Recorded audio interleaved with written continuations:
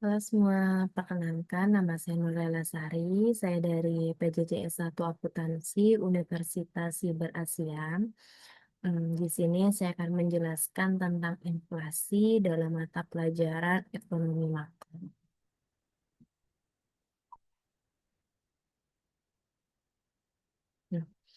Nah, inflasi ya, definisi inflasi itu sendiri itu apa gitu kan? Nah, inflasi sendiri itu adalah kenaikan harga barang dan jasa secara umum dalam periode tertentu yang menyebabkan penurunan daya beli masyarakat. Nah, jenis-jenis inflasi itu sendiri itu ada 4 macam. Yang pertama ada inflasi ringan, inflasi sedang, inflasi berat, dan hyperinflation. Nah, inflasi ringan itu apa? Nih, inflasi ringan adalah inflasi yang mudah untuk dikendalikan dan belum begitu mengganggu perekonomian suatu negara. Terjadi kenaikan harga barang atau jasa secara umum biasanya di bawah 10% per tahun dan dapat dikendalikan. Ini tuh contohnya, nah,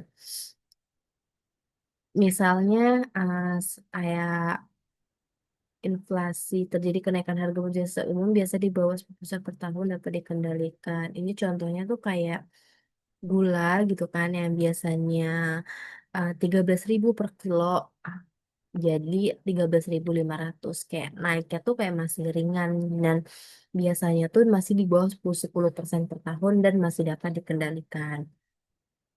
Nah, untuk inflasi sedang yaitu dapat menurunkan tingkat kesejahteraan masyarakat berpenghasilan tetap, tetapi belum membahayakan aktivitas perekonomian negara. Inflasi sedang berada di kisaran kenaikan hingga 10 sampai 30% per tahun. Nah, ini tuh contohnya kayak tadi, kayak gula ini dari 13.000 jadi 15.000 gitu kan, atau 17 lah misal gitu. Eh, untuk menurunkan tingkat kesejahteraan masyarakat yang berpenghasilan tetap, tapi belum mengganggu gitu kan, belum mengganggu. Nah, inflasi ini tuh biasanya kenaikannya tuh di kisaran 10% sampai 30% per tahun. Nah, kalau inflasi berat, itu bisa mengakibatkan kekacauan perekonomian di suatu negara. Kondisi ini umumnya membuat masyarakat lebih memilih menyimpan barang dan tidak mau menabung karena bunganya jauh lebih rendah ketimbang nilai inflasi. Kenaikan harga sebab inflasi ini ada di besaran 30 sampai 100% per tahun. Nah, contohnya kayak tadi, kayak gula tadi ya, dari 13, 17 sampai ke mungkin 30 sampai 40 per kilo. Yang kayak itu tuh udah berat banget buat masyarakat gitu kan. Nah, inflasi ini tuh kenaikannya tuh di kisaran 30% sampai 100% per tahunnya. Nah, untuk hyperinflation sendiri, itu di tingkat inflasi ini lebih mengacaukan perekonomian suatu negara dan sangat sulit untuk dikendalikan meskipun dilakukan kebijakan moneter dan fiskal. Inflasi ini berada di kisaran 100% ke atas ya per tahunnya.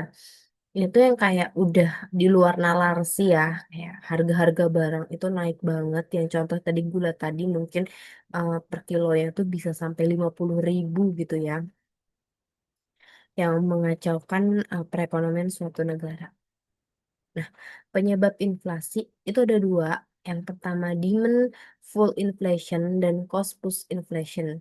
Nah, demand full inflation itu sendiri adalah terjadi ketika permintaan barang dan jasa melebihi kapasitas produksi sehingga harga naik. Contohnya kayak uh, melebihi kapasitas produksi kayak hmm, contohnya nih ya, contohnya tuh kayak baju deh, baju berwarna merah gitu kan, baju batik merah gitu lah. Kayak permintaannya tuh tinggi gitu kan daripada kapasitas produksinya. Kayak produksi hanya 3 tapi permintaan bisa 10 kayak gitu kan. Jadi sehingga si 3 yang ini tuh jadi naik gitu kan. Nah, untuk cost push inflation, gitu kan, inflation ini terjadi karena peningkatan biaya produksi, misalnya bahan baku, tenaga kerja yang membuatkan produsen menaikkan harga barang, misalnya di suatu perusahaan atau PT nih kayak buat baju gitu tekstil. Nah, kerjanya tuh ibaratnya kayak yang susah banget cari pekerja gitu kan, susah banget nih cari pekerja sehingga kayak eh, banyak permintaan tapi nggak ada tenaga kerja gitu kan, atau kekurangan bahan baku tekstilnya, bahannya kurang gitu kan, jadi naik nih, barang-barang jadi naik. Jadi makanya disebut dengan cost push inflation. Nah, penyebab demand full inflation dan cost push inflation itu yang pertama ya, untuk faktor demand full inflation, pergeseran kurva AD dapat terjadi karena adanya peningkatan pendapatan masyarakat, terjadi ketidakstabilan ekonomi dan politik, dan yang ketiga adanya ekspektasi bahwa harga akan naik akan mendorong masyarakat untuk berbelanja lebih banyak. Nah, untuk faktor cost push inflation itu adalah naiknya ongkos produksi yang ditimbulkan oleh kenaikan harga minyak dunia, BBM, tingkat upah, dan pajak. Nah, faktor cost inflation ini tuh kayak udah hampir terjadi ya, kayak kenaikan BBM dan segala macamnya, pajak juga kan. Nah, dampak dari inflasi sendiri itu pastinya ada positif dan negatif gitu ya.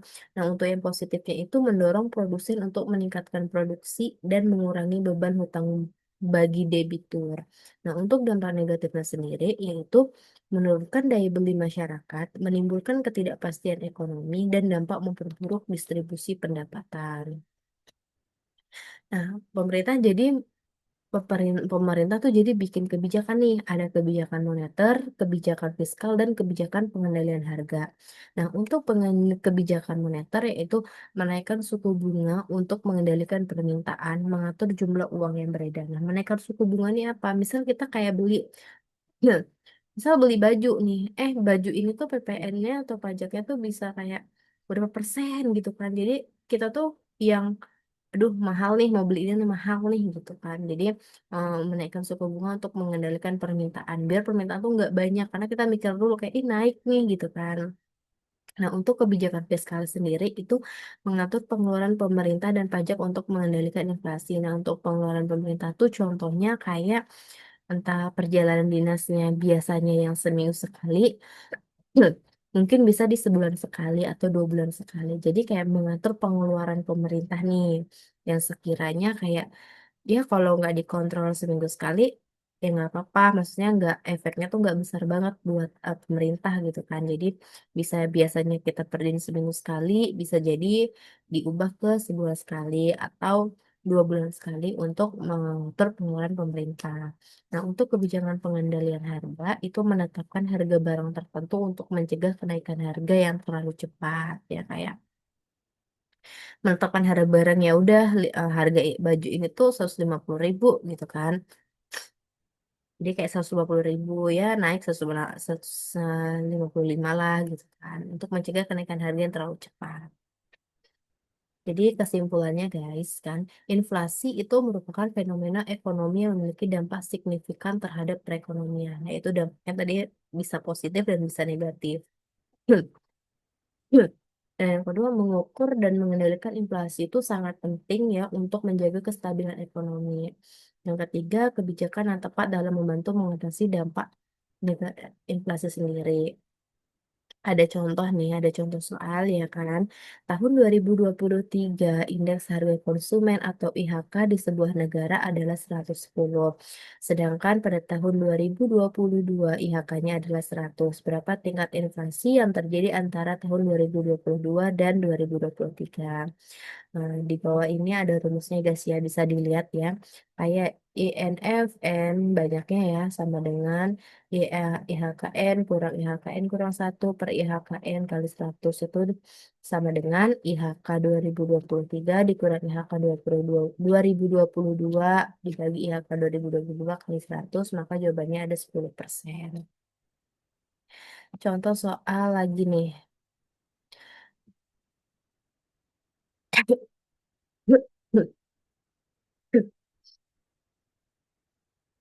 Pada bulan Januari 2023 harga barang-barang konsumsi di sebuah kota mengalami perubahan ya. Dari telur yang 30.000 per kilo menjadi 33.000, dari beras yang 10.000 jadi 10.500, harga cabai dari 15.000 ke 16.500, dan hitunglah tingkat inflasi bulan Januari menggunakan rata-rata perubahan harga barang tersebut. Nih, di sini ya ada perubahan harga telur ya dari 33 menjadi 30.000, dari harga beras 10.500. Terus ada perubahan harga cabai juga. Nah, rata-ratanya 10% tambah 5% tambah 10% per 3 sama dengan 8,33%.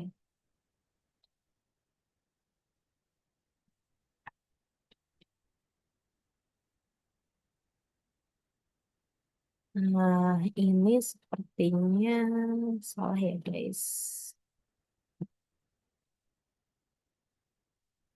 Ini tuh 10.000 kali 10.000 lima. Terus kamu deh. Ini 10.000.